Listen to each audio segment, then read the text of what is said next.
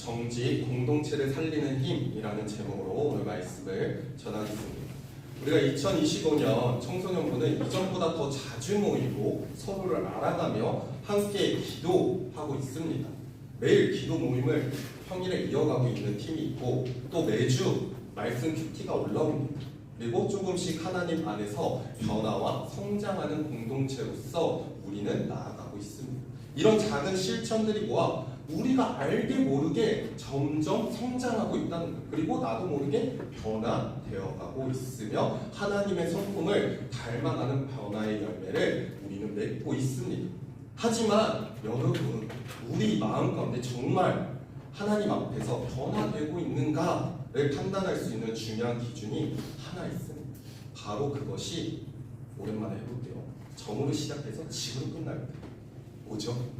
역시 똑똑해요. 정직이에요. 정직이라고 할 수 있습니다. 우리가 겉으로 드리는 예배, 또 큐티하고 기도 모임에선 열심히 참여할 수 있다는 것. 주일 예배 나와서 열심히 예배드리고 열심히 찬양하고 또 주중에 기도하고 큐티는 누구나 할 수 있습니다. 근데 그 안에, 우리의 중심 안에 과연 하나님이 있는지 없는지 우리가 고민해봐야 된다고 말하고 있습니다. 그것이 없다면 진짜 변화라고 할 수 없습니다. 변화는 마음에서 시작되고 정직은 그 변화의 출발점이라고 얘기할 수 있습니다. 앞으로 우리가 다가오는 행사들이 너무 많아요. 다음 주에는 추수감사주의 행사가 있고, 그리고 12월에는 성탄절을 준비하고 있습니다. 겉으로는 반짝이는 트리와 장식으로 기쁨을 표현할 수 있지만 하나님이 진짜 기뻐하시는 준비는 정직한 마음으로 내가 참여하고 있는지를 바라보고 있다는 것입니다. 그래서 하나님은 꾸며진 모습이 아니라 있는 그대로의 모습, 여러분 그대로 꾸밈 없는 모습을 원하십니다. 오늘 함께 나눌 사도행전 5장 말씀은 하나님 앞에서 진실하지 못했던 아나니아와 삽비라의 이야기를 통해 경고하고 있으며 또 도전하는 이야기를 우리에게 전해주고 있습니다. 사람은 속일 수 있어도 하나님은 속일 수 없다는 경고의 메시지가 담겨져 있습니다. 하나님 앞에서 정직한 자로서 살아가는 것이 왜 중요한지, 또 그리고 정직이 어떻게 우리의 공동체를 변화시키고 있는지를 말씀 속에서 배워보도록 하겠습니다. 첫 번째로는 무엇이냐? 하나님 앞에서 정직하지 못한 헌신은 위험하다고 얘기합니다. 사도행전 5장은 초대교회의 뜨거웠던 사랑과 나눔 속에서 일어난 아주 충격적인 사건에서 시작됩니다. 아나니아와 삽비라는 부부가 자신의 소유를 팔아 지금 헌금을 드리고자 결심합니다. 여기까지만 보면 자기의 소유를 팔아 헌금을 하니 정말 위대하고 대단한 사람이라고 보입니다. 겉으로는 아주 좋은 일입니다. 실제로도 많은 성도님들은 자신의 재산들을 팔아 초대교회에 헌금하고 또 사도들을 도왔다고 얘기합니다. 또한 이웃을 도우려는 순수한 마음으로 헌금을 드렸다는 내용들이 성경에 담겨져 있습니다. 그러나 이 부분은 땅을 판 금액 중에 일부만을 사도한테 드리면서 마치 전부를 드린 것처럼 거짓으로 속였습니다. 여기서 중요한 점은 그들이 얼마를 헌금했느냐가 중요한 것이 아니라 이들이 왜 거짓말을 했느냐에 있습니다. 베드로는 분명히 말합니다. 이 땅은 내 것이 아니었느냐? 팔았어도 내 마음으로 할 수 있던 것은 아니냐라고 지금 아나니아와 삽비라에게 그 재산을 팔아 전부를 드리는 명령은 없습니다. 그러나 그들은 자신을 더 경건하고 헌신적인 사람처럼 보이기 위해 일부를 감춘 채 지금 나는 전부를 드렸다고 거짓말을 했습니다. 오늘 우리의 신앙 가운데도 이러한 모습이 있을 수 있다는 것입니다. 좋은 신앙인처럼 겉모습을 포장할 수 있다는 것. 그냥 예배 일찍 나오고 열심히 말씀 듣고 기도했다고 올리고 말씀 큐티했다고 보고할 수는 있습니다. 또 교회 활동에 열심히 참여하는 것처럼 보이지만 정작 그 마음에 하나님의 중심, 정직함이 없다면 우리는 거짓된 행동을 하고 있으며 좋은 신앙의 겉포장을 하고 있다고 말할 수 있습니다. 진실한 헌신보다는 인정받고 싶은 마음이 우리 마음에 자리 잡고 있다면 그것은 하나님 앞에서 정직한 모습이 아니라고 말합니다. 하나님은 겉으로 보이는 종교적 열심이 아니라 그 마음의 중심을 보신다는 거예요. 여러분들이 아무리 많이 참석하고 아무리 예배를 많이 들어도 그 마음 가운데 오늘 이 시간 가운데 내가 말씀을 듣는데 내 머릿속에는 지금 언제 끝나지? 언제 집에 가지? 뭐하지? 오늘 율동할 텐데 찬양 부를 텐데 이런 마음이 있다면 정직하지 못할 수 있다는 것입니다. 그래서 우리의 마음이 말씀 앞에 정직할 수 있도록 집중을 해야 된다고 말하고 있는 것입니다. 그래서 우리가 많은 것들을 행사를 준비하고 나아갈 때 우리의 마음에 겉으로만 착한 크리스찬이 아니라 하나님 앞에 진실한 마음으로 정직한 마음으로 나아가기를 소망합니다. 두 번째로는 하나님은 중심을 보시고 정직한 자를 기뻐하신다고 말합니다. 본문 3절과 4절 말씀을 보면 베드로는 아나니아에게 이렇게 얘기하고 있습니다. 제가 읽어드리겠습니다. 저기 파란색 부분만 읽겠습니다. 3절에는 어찌하여 사탄이 내 마음을 가득하여 내가 성령을 속이고 라고 말합니다. 그리고 4절에서는 사람에게 거짓말한 것이 아니요 하나님께 거짓했도다 라고 말하고 있습니다. 이것은 단순히 거짓말 이상의 문제라고 지적하고 있는 거예요. 아나니아는 성령을 속이고 하나님께 거짓말한 것에 대해서 베드로는 지금 꾸짖고 있습니다. 우리 사람들은 겉모습을 보고 행동을 판단하지만 하나님은 중심을 보신다는 거예요. 우리가 정직하게 살지 않으면 사람들 앞에서는 괜찮아 보일 수 있다는 거예요. 누구나 나를 속일 수 있습니다. 나는 이런 사람이야. 나는 이렇게 살아. 그리고 나는 정직하게 신앙생활해 라고 할 수 있지만 우리 마음 가운데 정직하지 못한다는 것은 성령님이 아시고 하나님께서 알고 계신다고 말합니다. 하나님 앞에서는 속일 수 없다고 말합니다. 이는 단지 도덕적인 정직함을 넘는 문제에 대해서 얘기하고 있는 거예요. 하나님 앞에서 진실하지 못할 때 우리의 예배와 기도 그리고 헌신은 껍데기만 남을 수밖에 없다는 것입니다. 우리가 지금 청소년부 공동체에 함께 모여 변화와 성장, 훈련을 하고 있는 거예요. 그 이유는 바로 이런 신앙의 내면을 진짜로 세우기 위함이라는 것입니다. 단순히 겉모습만 하려 하고 행사만 많이 하고 끝나는 것이 아니라 우리 내면에 있는 정직함을 세우고 바로 세워서 신앙을 바로 세우기 위해 나아가는 것입니다. 그래서 우리가 매주 큐티 말씀을 올리고 각자의 자리에서 기도하고 말씀을 듣는 것입니다. 이처럼 열심히 하는 사람처럼 보이기 위함이 아니라 하나님 앞에서 정직한 신앙인으로서 자리하기 위해서 우리가 훈련하고 있는 것입니다. 정직은 아주 작은 실천에서 시작합니다. 그래서 숙제를 우리가 했을 때 그 숙제하듯이 그냥 제출하는 것이 아니라 그 안에서 열심히 노력하고 또 훈련하는 과정을 통해서 정직하고 신앙의 내면을 세울 수 있게 되는 것입니다. 우리가 행사를 할 때도 마찬가지라는 거예요. 단순히 그냥 시키니까 해야지가 아니라 내 마음 안에서 정직함으로 열심히 최선을 다해야 된다는 거예요. 그냥 그 축제 행사 앞에서 올라가라고 하니까 선생님이 시키니까 강도사님이 시키니까 하는 것이 아니라 진정으로 내가 정직한 마음으로 하나님 앞에 영광 돌릴 수 있는 저와 여러분들이 되기를 소망합니다. 그럼 마지막 세 번째로는 무엇이 일어나냐?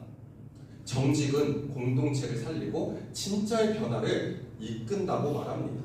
아나니아와 삽비라가 죽은 사건은 공동체에 큰 충격을 주었습니다. 사도행전 5장 11절 말씀을 우리 같이 한번 읽겠습니다. 온 교회와 이 일을 듣는 사람들에게 크게 두려워. 아멘. 지금 온 교회와 이 일을 듣는 사람들이 크게 두려워했다고 성경에서는 기록하고 있습니다. 두려움은 단지 무서운 감정이 아니라 하나님 앞에서 떨며 살아가는 거룩한 경외심을 뜻하고 있습니다. 이 사건을 통해 초대교회는 다시금 깨달았습니다. 하나님은 거룩하시며 공동체는 정직함을 매우 중요하게 여기신다는 것입니다. 우리 청소년부도 하나님의 말씀 앞에서 매주 변화와 성장을 꿈꾸며 정직한 삶을 살아가야 된다는 거예요.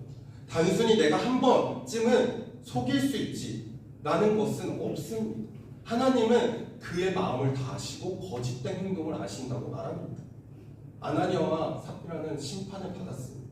그리고 그것을 본 공동체는 두려워했습니다. 그 두려움으로 끝나는 것이 아니라 우리는 그 두려움의 앞에 무너지고 낙심하는 것이 아니라 하나님 앞에 경외함으로 나아가야 된다는 거예요. 그럼 어떻게 경외함으로 나아가냐? 우리가 함께하고 있는 큐티 말씀, 매주 한 번 올라오는 그 말씀을 또 묵상하고 내 삶에서 적용시킬 수 있도록 나아가야 된다는 것입니다. 또 기도 모임에 같이 동참하여 함께 기도할 수 있는 모습이 일어나야 된다고 말합니다. 처음에는 이런 행동들이 부끄럽고 어색할 수 있습니다. 하지만 우리가 점점 기도하고 말씀 큐티를 하고 예배 드림을 통해서 우리는 변화된다는 거예요. 서로의 삶을 나누게 되고 서로가 우리를 위로하고 기도하고 나아갈 때 바로 정직한 신앙인을 만들어내는 모습이 일어난다고 말합니다. 하나님 앞에서 진실한 모습으로 서로를 한 사람 한 사람 또 챙기며 노력하여 모여 공동체를 변화시키고 성장하게 만들 수밖에 없습니다. 하지만 그 안에 정직이 없다면 무너질 수밖에 없다는 거예요. 그 정직하지 못한 모습이 조금씩 일어나며 균열이 생기고 그 균열은 무너질 수밖에 없습니다. 그러므로 그 균열이 생기지 않기 위해서는 우리가 미리 정직한 삶을 살 수 있도록 준비해야 하는 것입니다. 곧 다가올 추수감사절 행사와 성탄절에도 마찬가지입니다. 외적인 부분에만 신경 쓰지 않았으면 좋겠어요. 우리가 그 앞에 올라가서 찬양할 때 하나님 앞에 영광 돌리고 나아가는 청소년부가 되길 원합니다. 사람들한테 보여지는 것보다 하나님 앞에 보여지기 원하고 사람들이 우리를 판단하는 것보다 하나님이 보시기에 좋았더라는 말씀을 듣고 나아가는 저와 우리 청소년부 친구들이 되길 소망합니다. 그러므로 준비하고 나아갈 때 조금은 부끄럽고 힘들 수도 있지만 저도 율동을 합니다.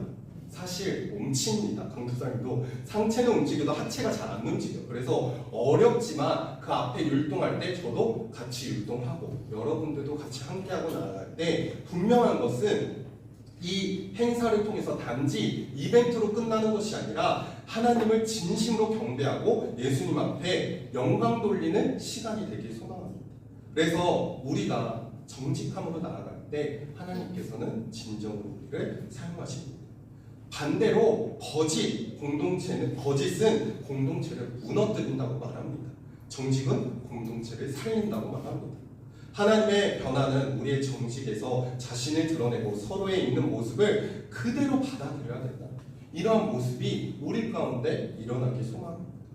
정직은 진실을 숨기거나 거짓을 말하지 않고 사실 있는 그대로의 모습대로 나아가는 성품을 말하고 있습니다.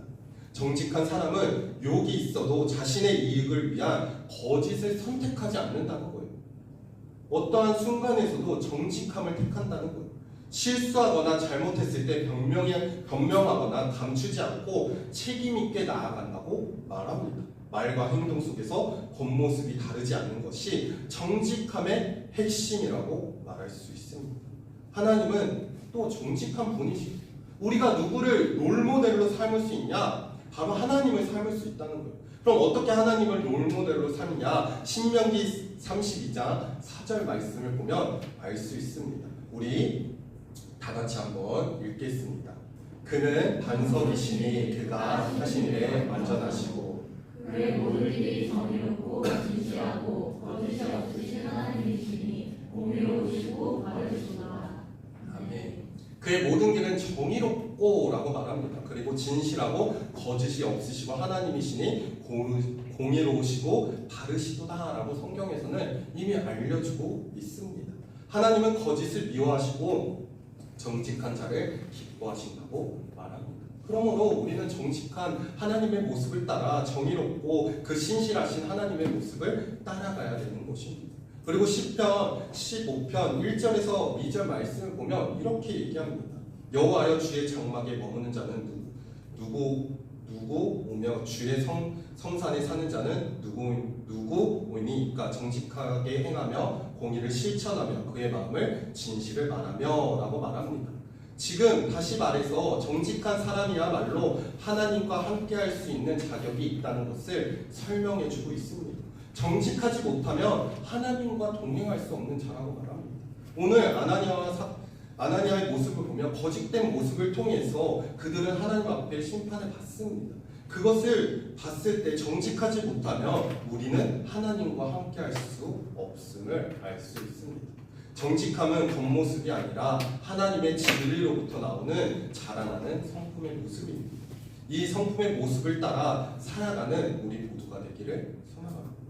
오늘 말씀을 마무리하면 아나니아와 삽비라의 이야기는 우리에게 매우 중요한 교훈을 주고 있습니다.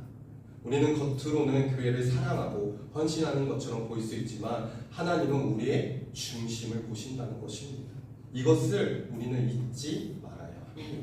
사람 앞에서는 멋져 보일 수 있지만 하나님 앞에서는 거짓 없이 살아가는 것이 진정한 믿음이라는 것.